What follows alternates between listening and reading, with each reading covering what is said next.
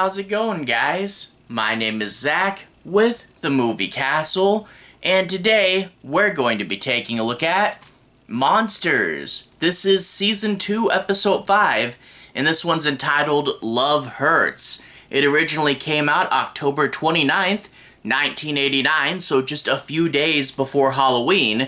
This was directed by Manny Coto and stars Olivia Brown, Henry Brown, Ren Woods, and Valentina Quinn. And overall, this episode isn't the best episode, and I know I've said this about a few episodes of Monsters in the past, but it's just a not fun jerk gets his comeuppance story where you kind of know the basic beats and want to just fast forward to the end to see how they get their comeuppance. Up until then, though, it's not super interesting. It's a guy that works at a DMV and a witch that he's having an affair with, and wouldn't you know it, she's young and amateurish and doesn't quite know how to use magic, and you know something's gonna happen. The thing is, though, like, the jerk is a hard character to get right, you know? You either make him a really bad jerk, but pair him up against a hero you really want to win, but like the protagonist, I guess, would be his wife that's being cheated on, and we don't really get to know her that well. She feels, again, more like a plot device than a character, so we don't really have that. We're stuck following these jerk bad guys without any reprieve. Another way you could do this, I guess, is to have the bad guy be like a cartoon or something and get some humor out of it, but these are not silly bad guys. These are bad guys where it's only gonna get worse and worse. I mean, you know, getting to like domestic abuse and stuff, which is really not fun.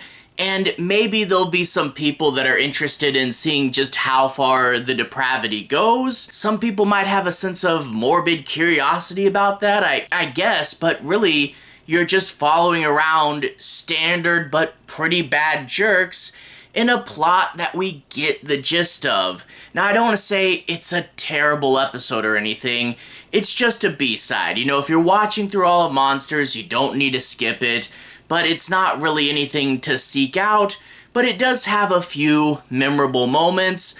There is the occasional DMV humor, like at one point the witch decides to do a striptease based on how many letters of the eye chart the guy can get right. I'm like, okay, that was kind of clever there. There is a line where a character gets angry and says, "Not in the DMV," and that will stick in my head. But all that being said, the biggest strength of this episode is the ending. It's one of those where when the comeuppance finally come, the comeuppance come.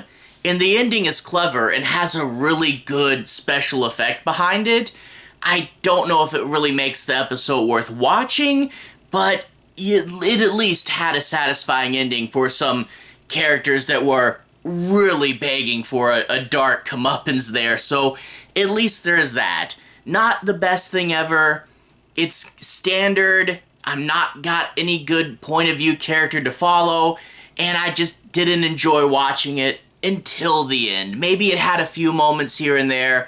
Not the worst thing ever, but again, another one that I'm kind of meh on, and I'm just gonna move on to the next episode. Watch it if you want. Maybe some people will get it. Anyway, though, in order to analyze this further, let's talk a bit about the plot. I'm not gonna do any major spoilers, but I want to dig down a little deeper.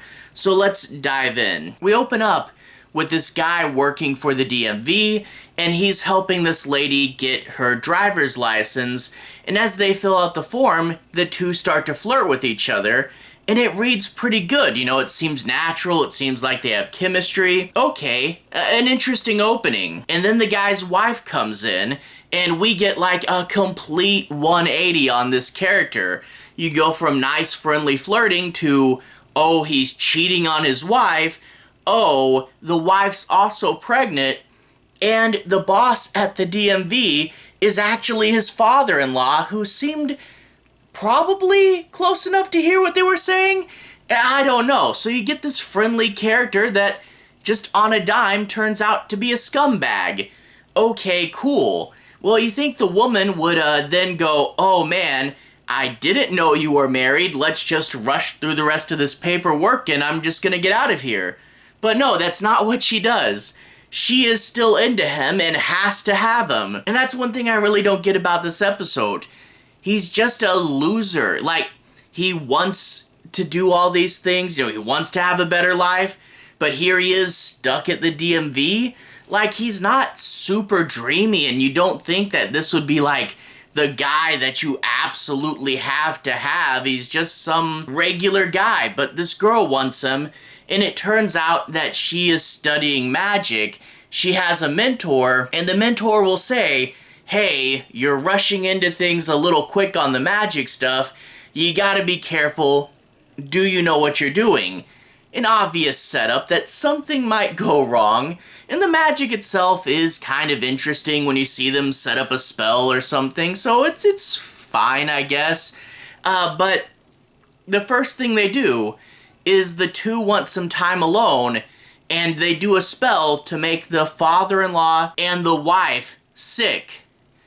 An old man and a pregnant woman they're going to make sick, but just for a day. I'm like, okay, we're going further. We're getting more depraved. And again, we will get to the point of domestic violence in this episode, so yay, scumbags are being scumbaggy. Whatever. They begin to have an affair, but of course they want more. They want more out of life. They want more out of this relationship, and they start to hate the father-in-law and the wife, and we kind of know where things are going to go from here, and I really think the only thing that would have saved this is major restructuring, because again, I'm not super interested in watching these two jerks have their affair. I wish it was more from the wife's perspective or something, maybe finding this out about her husband and unraveling this mystery.